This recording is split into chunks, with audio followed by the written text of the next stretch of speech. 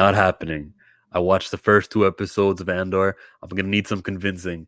I'm not gonna open my eyes and peek at the 3rd episode of this television's programming. It's not something that I'm interested in at all. I paid $1.99 for my Disney Plus subscription because they had some special offer that was subscribing on the 19th, so I got it on the 19th. I'm not gonna say this was a complete waste of $2. Got 3 episodes. I would say if you divide each by 66 cents, yes, these episodes were worth 66 cents.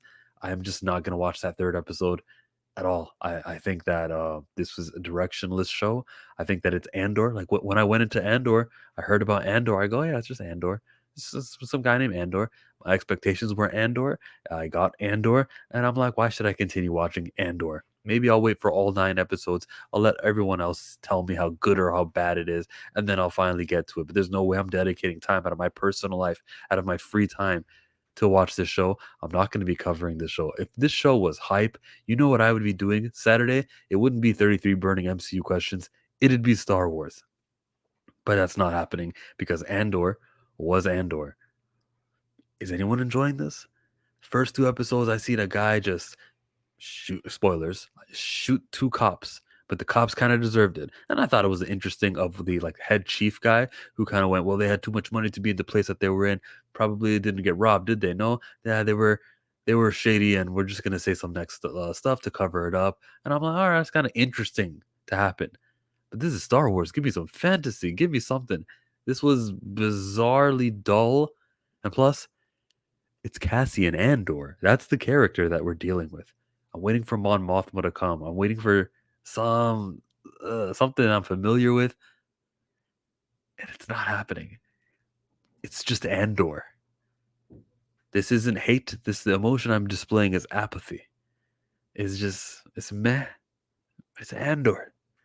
That's the new word, Andor. Somehow, some way, this is getting a second season.